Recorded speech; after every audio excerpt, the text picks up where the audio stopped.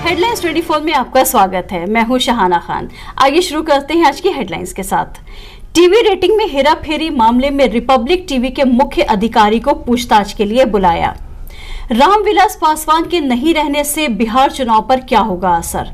कंगना रनौत के खिलाफ एफआईआर दर्ज करने का कर्नाटक के कोर्ट ने दिया आदेश।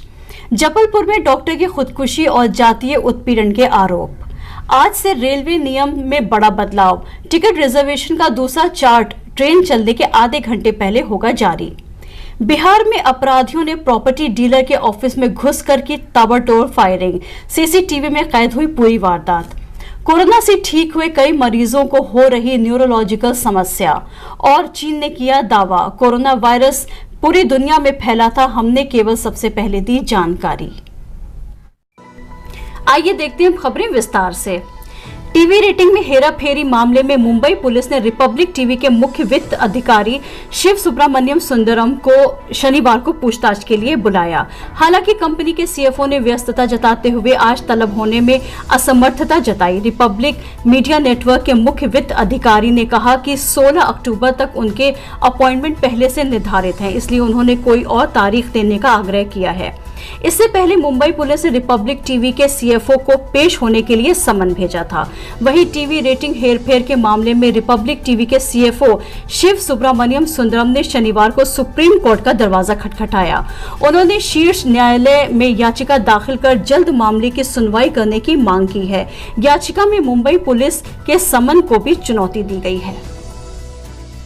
बिहार में रामविलास पासवान का देहांत एक ऐसे समय पर हुआ है जब चुनाव मुश्किल से 3 हफ्ते दूर हैं। ऐसे में श्रद्धांजलियों और संवेदनाओं के साथ साथ कुछ राजनीतिक सवाल भी मंडरा रहे हैं। जैसे बुनियादी सवाल तो यही उठ रहा है कि पासवान के निधन पर क्या चुनाव पर कोई असर पड़ सकता है, और उसी की छाया तले दूसरे सवाल भी आ सकते हैं, जैसे नीतीश कुमार का क्या होगा, दलित मतों का क्या होगा, और एक बड़ा सवाल ये भी है कि चिराग पासवान अपने पिता की विरासत को संभाल पाएंगे या नहीं। पर इन सारे सवालों की पड़ताल के लिए ये जानना जरूरी है कि बिहार की राजनीति में रामविलास पासवान का कद कितना बड़ा था, उसकी पकड़ कितनी मजबूत थी। कर्नाटक के तुमाकुरु के एक न्यायिक मजिस्ट्रेट कोर्ट ने हिंदी सिनेमा की अभिनेत्री कंगना रनौत के खिलाफ एफआईआर दर्ज करने का आदेश दिया है। न्यूज एजेंसी पीटीआई के मुताबिक ये आदेश कंगना के एक ट्वीट को लेकर दिया गया है, जिसमें उन्होंने कृषि विधेयक के विरोध में प्रदर्शन कर रहे किसानों के खिलाफ आपत्तिजनक शब्दों का इस्तेमाल किया था।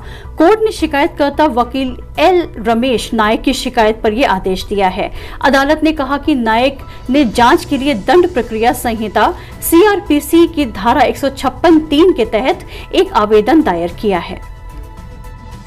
बिहार के हाजीपुर में अपराधियों के हौसले बुलंद हैं। बेखौफ अपराधी आए दिन बड़ी बड़ी घटनाओं को अंजाम दे रहे हैं। ताजा मामला हाजीपुर सदर थाना क्षेत्र के महुआ मोड़ का है, जहां अपराधियों ने प्रॉपर्टी डीलर का काम करने वाले रेलवे कर्मचारी पर ताबड़तोड़ फायरिंग की और फरार हो गए। गोलाबारी की घटना को उस समय अंजाम दिया गया जब रेल कर्मी पप्पू सिंह अपने दोस्त के प्रॉपर्टी डीलिंग के ऑफिस में बैठे थे। छत्तीसगढ़ के जांजगीर चांपा के 28 वर्षीय मेडिकल छात्र डॉक्टर भागवत देवांगन की जबलपुर मेडिकल कॉलेज में कथित जातीय उत्पीड़न के बाद आत्महत्या को लेकर विरोध प्रदर्शन शुरू हो गया है। परिजनों का आरोप है कि गरीबी और छोटी जाति का हवाला देकर कॉलेज के सीनियर्स उसे लगातार प्रताड़ित करते थे, जिसके कारण भागवत ने मेडिकल कॉलेज के हॉस्टल में फांसी लगाकर आत्महत्या कर ली। हालांकि मेडिकल कॉलेज प्रबंधन इससे इनकार कर रहा है। इस मामले में परिवार की शिकायत पर आरंभिक जांच तो शुरू कर दी गई है, लेकिन अभी तक एफआईआर दर्ज नहीं हुई है।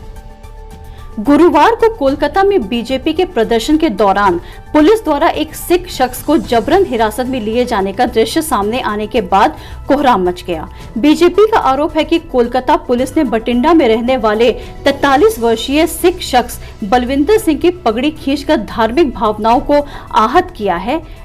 घटना हावड़ा मैदान इलाके की है। कोरोना संकट के दौर में यात्रियों को राहत देने के लिए रेलवे ने टिकटों के रिजर्वेशन को लेकर बड़ा बदलाव किया है।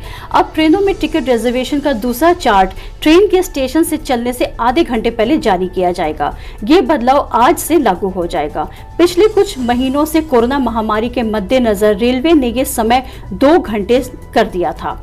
एक बयान में रेलवे ने कहा, कोविड-19 से पूर्व के दिशा निर्देशों के तहत पहला रिजर्वेशन चार्ट ट्रेनों के निर्धारित प्रस्थान समय से कम 4 घंटे पहले तैयार की जाती थी, ताकि खाली बर्थ दूसरे रिजर्वेशन चार्ट के तैयार होने पर पहले आओ पहले पाओ के आधार पर PRS काउंटर और इंटरनेट के माध्यम से बुक किए जा सकें। उत्तर प्रदेश के भूतपूर्व सैनिकों के लिए खुशखबरी है। राज्य सरकार ने सेना के रिटायर्ड जवानों के लिए क्लास 2 की सभी नौकरियों में 5% रिजर्वेशन का ऐलान किया है। इसके लिए उत्तर प्रदेश लोक सेवा अधिनियम 1993 में संशोधन की सरकार ने अनुमति दी है। जम्मू कश्मीर में सुरक्षा बलों ने शनिवार सुबह 2 आतंकियों को मार गिराया।